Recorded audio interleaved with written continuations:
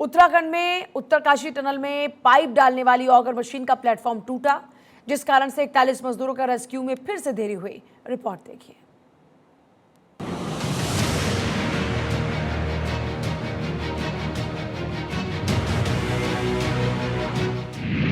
चट्टानों से चुनौती, हौसले की जीत। सुरंग में 41 जान, आखिरी चरण में अभियान।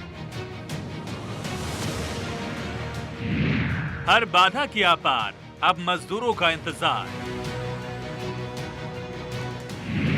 12 दिन बाद सूरज का उजाला देखेंगे मजदूर। उत्तरकाशी के सिलकारा सुरंग में फंसे 41 मजदूरों को निकालने की जद्दोजहद लगातार जारी है।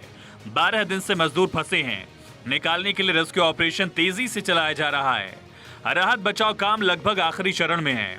माना जा रहा है कि जल्द ही ऑपरेशन पूरा हो सकता है और मजदूरों को बाहर निकाला जा सकता है।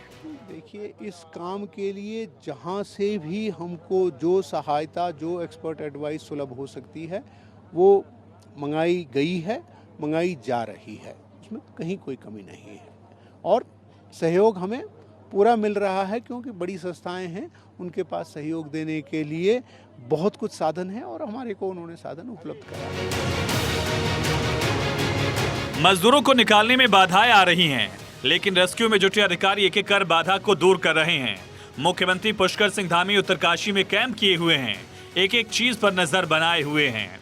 इसी दौरान धामी ने सुरंग में फंसे गब्बर सिंह नेगी और सबा अहमद समेत कई मजदूरों से बात की, हालचाल पूछा, तेज गति से चल रहे ऑपरेशन के बारे में जानकारी भी दी और उन्हें सुरक्षित निकालने का भरोसा दिया। पिछले 12 दिन में एक दो नहीं बल्कि कई बार रुकावट आई, कभी मशीन का खराब हो जाना तो कभी चट्टान आ जाना, और बुधवार की रात ड्रिलिंग के दौरान सरिया रास्ते में आ गया, जिसकी वजह से रेस्क्यू ऑपरेशन को रोका गया। अब सरिये को काटकर ऑपरेशन फिर शुरू किया गया। टीम के सामने सबसे बड़ी चुनौती थी कि इन रॉड्स को रास्ते से हटाया कैसे जाए। इसके लिए डायमंड ब्लेड्स का इस्तेमाल किया जा सकता था, लेकिन इससे काफी फ्रिक्शन यानी कि घर्षण होता और इस वजह से काफी कंपन होती। फिर टीम ने गैस कटर के जरिए आयरन रॉड को काटा।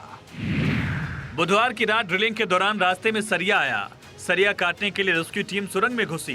पीठ पर ऑक्सीजन गैस सिलेंडर बांधकर उस जगह पर गए जहां पर ये आयरन रॉड्स थे। ऑक्सीजन गैस सिलेंडर में सिर्फ 1 घंटे का बैकअप था। ऐसे में रेस्क्यू टीम को अपना काम जल्द से जल्द खत्म करने की चुनौती थी। सांसें थाम देने वाले इस काम को रेस्क्यू टीम ने सफलतापूर्वक तय समय में कर दिखाया। रेस्क्यू ऑपरेशन के करीब पहुंचने की स्थिति को देखते हुए उत्तराखंड प्रशासन ने घटनास्थल पर 40 से ज्यादा एम्बुलेंस मंगवाई। इसके अलावा डॉक्टर्स की टीम भी मौके पर है। चिलियानी, सौड़, उत्तरकाशी, एम्स ऋषिकेश, इन तीनों को अलर्ट मोड पर रखा गया है। मजदूरों को एयरलिफ्ट करने की भी व्यवस्था की गई है। एम्स ऋषिकेश में फिलहाल तो देखिए, अगर ज़रूरत पड़ेगी तभी उन पेशेंट्स को यहाँ पे लाने का भी प्लान है। वैसे जो उत्तराखंड सरकार है, उन्होंने डिस्ट्रिक्ट हॉस्पिटल है उत्तरकाशी में, वहाँ पे ऑलरेडी व्यवस्था कर रखी है। पेशेंट जो भी अगर कैजुअल्टी या कोई भी पेशेंट वहाँ पे जो होगा, सबसे पहले वहीं आएंगे।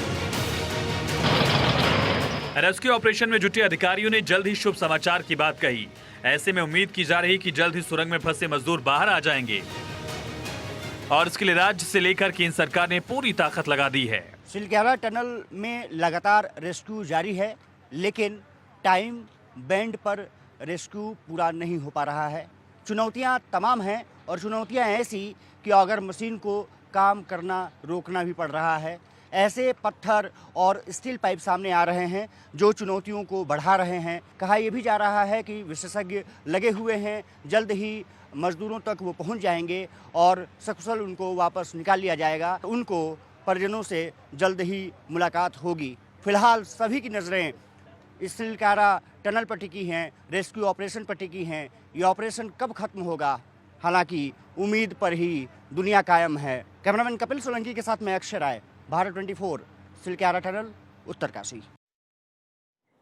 और सीधे अक्षय राय का एक बार फिर से रुख करते हुए, क्योंकि अक्षय लगातार वहां पर बने हुए हैं। अक्षय, अगर एक बार फिर से आप हमारे दर्शकों को वहां तस्वीर दिखा पाएं कि किस तरीके से अंदर टनल के अंदर रेस्क्यू किया जा रहा है, कैसे जो पाइप्स हैं वो ड्रिल किए जा रहे हैं और पैरेलल कैसे 2-2, 3-3 ऑपरेशन साथ चलाए जा रहे हैं।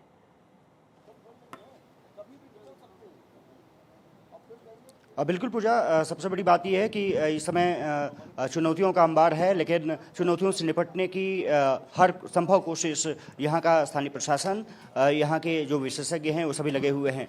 तस्वीरें दिखा देता हूँ। आप देख सकते हैं कि ये सामने सिलक्यारा टनल और जो तमाम आईटीबीपी के जवान हैं जो प्रथम सुरक्षा के दृष्टिकोण से, क्योंकि कोई अवांछित व्यक्ति वहाँ तक न पहुँच सके, और इसके अलावा जो विशेषज्ञ हैं सभी सिलक्यारा टनल के अंदर मौजूद हैं। आप लगभग 200 मीटर तक आप ये पूरी जर्नी इसमें देख सकते हैं किस तरह से है। इसके अलावा बाबा भौखनाथ का ये जो अस्थायी मंदिर बनाया गया है, पहले यहाँ पर मंदिर हुआ करता था, लेकिन जब टनल बन रही थी तो इसको तोड़ दिया गया था। अब इसको यहाँ पर स्थापित किया गया है। यहाँ पूजा अर्चना भी की गई है सुबह, और इसके अलावा यहाँ डोली भी पहुँची थी। दूसरी तरफ सोहन से मैं कहूँगा कि वो तस्वीरें दिखा सकें जब यहाँ पर एसडीआरएफ और एनडीआरएफ की टीम मौजूद है। वो अपनी ड्रिलिंग कर रही है और लगातार ये कोशिश की जा रही है कि सभी चीज़ों को कंट्रोल तरीके से रखा जाए। ड्रिलिंग एनडीआरएफ की लगातार जारी है और यहाँ पर प्रशासनिक अमला पूरा मुस्तैदी बरत रहा है। सुरक्षा के भी बंदोबस्त हैं।